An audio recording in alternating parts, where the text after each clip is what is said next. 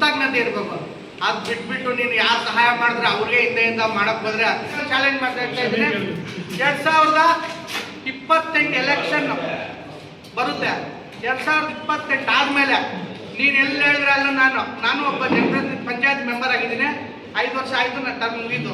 28 ಆದ್ಮೇಲೆ ನೀನು ಎಲ್ಲಿ ಹೇಳಿದ್ರೆ ಅಲ್ಲಿ ನಾನು ಎಲೆಕ್ಷನ್ ನಿನ್ ಮೇಲೆ ನಿಲ್ತೀನಿ. ನೀನ್ ಗೆಲ್ತೀಯ, ನಾನು ಗೆಲ್ತೀಯ ನೋಡ್ಬೇಡ. ಇಲ್ಲ ಸಲ್ಲದ ಆರೋಪ ಮಾಡ್ತಾ ಇದ್ದಾರೆ. ಅದನ್ನ ಗೆಳೆಯರಾಗಿ ನಮ್ಮ ಚಿಮ್ಮಲ್ ನಿರ್ದೇಶಕರು ಬಿಚ್ಚಿಟ್ಟಿದ್ದಾರೆ.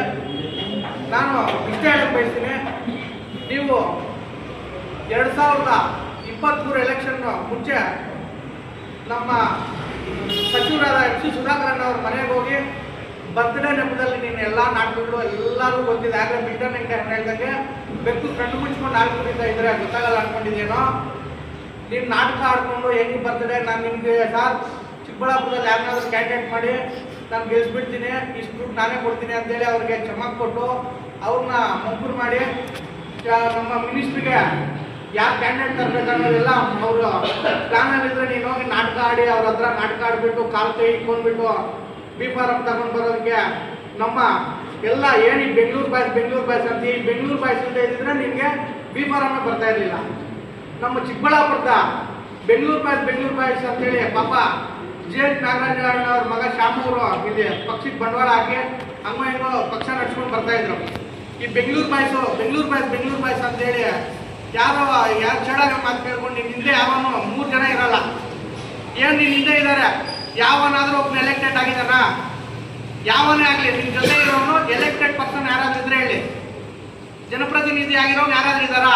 ಎಲ್ಲ ಬುಕ್ಸಿಟ್ ಇಟ್ಕೊಂಡು ಕಾಂಟ್ರಾಕ್ಟರ್ ಕೆಲಸ ಮಾಡಿಸ್ಕೊಳ್ಳೋರು ಎಲ್ಲ ಅಪ್ಪಗಳಿದ್ರು 4-5 ಕೇಸ್ಗಳು ಹಾಕೊಂಡು ಕರೋಡಿಗೆ ನಿನ್ನ ಜೊತೆ ಇರೋದು. ಒಂದು ಇನ್ನೊಂದು ಹೇಳಕ್ ಬಯಸ್ತೀನಿ, ನಮ್ಮ MC ಸುಧಾಕರನ್ ಅವ್ರ ಬಗ್ಗೆ ಏನು ಈ ಮೀಡಿಯಾದಲ್ಲಿ ಬಂದಿರೋದಕ್ಕೆ ಇದೇ JD ಗಾರ್ಡನ್ ನೋಡ್ರಿ, ಸಾದಳ್ಳಿ ಗೇಟಲ್ಲಿ ಅಣ್ಣ ನಮ್ಮ ಚಿಕ್ಕಬಳ್ಳಾಪುರದವರೆಲ್ಲ ಲೀಡರ್ಗಳು ಇದು ಮೀಟಿಂಗಲ್ಲಿ, ಅಣ್ಣ ಸರಿ ಇಲ್ಲ ಅಣ್ಣ, ಬೇಡ ಅಣ್ಣ, ನನ್ನ ಮಾತು ಕೇಳಿ ನಿಮ್ಗೆ ಶೋಭೆ ತರಲ್ಲಣ್ಣ ಇವ್ರು ಅಂತೇಳಿ ನಾವೆಲ್ಲ ಹೇಳಿದ್ರು.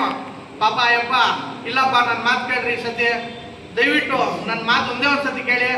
ಎಲ್ಲ ಗೊತ್ತಿರೋರಿದ್ರೆ ಅವ್ನು ಸೋಲ್ಸೋಕ್ಕಾಗಲ್ಲ. MP ಸುಧಾಕರ್ನ ಏನು ಗೊತ್ತಿಲ್ಲದೆ ಇರೋ ರಾಜಕಾರಣಕ್ಕೆ ತಂದ್ರೇನೆ ಗೆಲ್ಸೋಕ್ಕಾಗೋದು. ದಯವಿಟ್ಟು ನನಗೆ ಈ ಸಹಕಾರ ಕೊಟ್ಟು ನೀವೆಲ್ಲ ನನ್ನ ಜೊತೆ ನಾನು ಹೇಳಿದ ಮಾತು ಕೊಟ್ಕೋಬೇಕಂದಾಗ ಸರಿ ಅಣ್ಣ ಅಂತೇಳಿ ಎಲ್ಲ ಮುಖಂಡರು ಸಹ ಸೇರಿ ಒಮ್ಮತದಿಂದ ಆಯಿತು ಅಂತೇಳಿ ನಿನಗೆ ಕರ್ಕೊಂಡು ಬಂದು ಒಂದು ಹಳ್ಳಿ ಚೀಮ್ನಹಳ್ಳಿ ಚಿಲ್ಮೇನಹಳ್ಳಿ ಎಲ್ಲಿ ಬರುತ್ತೆ ಅಂತ ಹೇಳ್ಬಿಡ್ಲಿ. ಇವತ್ತು ನಾವು ರಾಜಕೀಯದಲ್ಲಿ ನಿವೃತ್ತಿ. ಚೀಮ್ನಹಳ್ಳಿ ಚಿಲ್ಮೇನಹಳ್ಳಿ ಎಲ್ಲಿ ಬರುತ್ತೆ ಅಂತ ಹೇಳ್ಬಿಡ್ಲಿ, ನಾವು ಇವತ್ತೇ ರಾಜಕೀಯ ನಿವೃತ್ತಿ ಮಾಡ್ತೀವಿ. ಒಂದು ಅಜ್ವಾನ ಎಲ್ಲ ಡೊಂಗಿನ ಎಲ್ಲ ಆಕ್ಸಿಡೆಂಟ್ ಅದ್ರಲ್ಲೆಲ್ಲ ದುಡ್ಡು ಕೊಡ್ತೀನಿ ಅಂತ ಹೇಳ್ತಾನೆ. ಪಾಪ ಸಾಂಶನಹಳ್ಳಿಯಲ್ಲಿ ಬೂತ್ ಏಜೆಂಟ್ ಇರಲಿಲ್ಲ, ಪ್ರಭಾಕರ್ ಅಂತೇಳಿ ಉನಗಲ್ ಹತ್ರ ಸತ್ತೋದ. ಸಾಂಶನಹಳ್ಳಿಯಲ್ಲಿ ದೊಡ್ಡಪೇಲ್ಗುರ್ಕಿ ಪಂಚಾಯತಿ ಅಲ್ಲೇನಾಯ್ತು, ಬಂದ ಅಣ್ಣ ನೀ ಬಿಡ್ಲಿಕ್ಕೆ, ಅಮ್ಮ ನೀ ಮೆಡಿಕಲ್ ಕಾಲೇಜ್ ಡ್ಯೂಟಿ ನೀ ಬಿಡ್ಲಿಕ್ಕೆ ನೇ ಸುಸ್ಕೊಂಡ ಶಪ್ಪಿಸ್ತಾ ಅಂತ ಹೇಳ್ದ. ಅವ್ರು ಪಾಪ ಬಾಯಿ ಪಡ್ಕೊತಾ ಇದ್ದಾರೆ. ಪಾಪ ಒಬ್ಬ ನಾ ಊರಲ್ಲಿ ಇದ್ದಿದ್ದೆ ಅವನು ಆ ಹುಡುಗಿಂದ ಪೆದ್ಪೇಲ್ಗುರ್ಕಿ ಪಂಚಾಯತಿಯಲ್ಲಿ ಪೆದ್ಪೇಲ್ಗುರ್ಕಿ ಗ್ರಾಮದಲ್ಲಿ ಅವ್ನು ಪಾಪ ಸತ್ತೋದ. ಉಣ್ಣೆಗಲ್ ಹತ್ರ ಆಕ್ಸಿಡೆಂಟ್ ಆಗಿ ಅವ್ನ ಮನೆಗೆ ಹೋದೆ, ಎಲ್ಲ ತಪ್ಪು ಆಶ್ವಾಸನೆ ಕೊಟ್ಟೆ.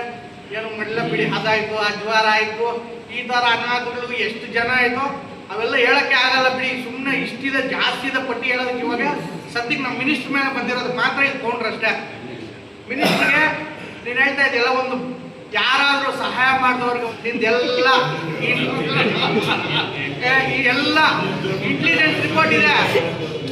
ಎಲ್ಲ ನೀನೇನೇನು ಮಾಡ್ತಾ ಇದೀಯಾ, ನೀನೇನು ಸರ್ಕಾರ ಇದೆ ಇವಾಗ ಎಲ್ಲ ಸಹ ನಿನ್ನ ಬಗ್ಗೆ ಇಂಟೆಲಿಜೆನ್ಸ್ ರಿಪೋರ್ಟ್ ಹೈಕಮಾಂಡು ತಗೊತಾ ಇರ್ತದೆ, CM ಆಫೀಸ್ಗೆ ಹೋಗ್ತಾ ಇರ್ತದೆ, ಡೆಪ್ಟಿ CM ತಗೊತಾ ಇರ್ತಾರೆ. ನಿನಗೆ ಗ್ರಾಂಟ್ 3 ಕೋಟಿ ರೂಪಾಯಿ ಗ್ರಾಂಟದು ಖುಷಿ ಕೂಡ ಹೇಳ್ಕೊಂಡು ಯಾರು ಗೊತ್ತಾಗಲ್ಲ. ರಾಜಕಾರಣದಲ್ಲಿ 32 ಇಲಾಖೆ ಮಂತ್ರಿಗಳಿದ್ದಾರೆ.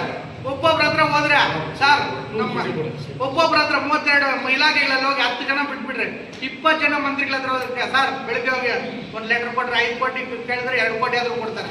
20 ಜನ ಕೊಟ್ಟರೆ ಎಷ್ಟಾಯ್ತು? 40 ಕೋಟಿ ಆಯಿತು.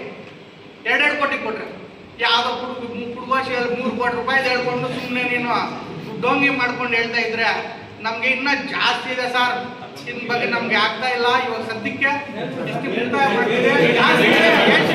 ಚಾಲೆಂಜ್ ಮಾಡಿ ಹೇಳ್ತಾ ಇದ್ದೀನಿ. ಇದು ಎಂ ಸಿ ಸುಧಾಕರ್ ಅಣ್ಣವರು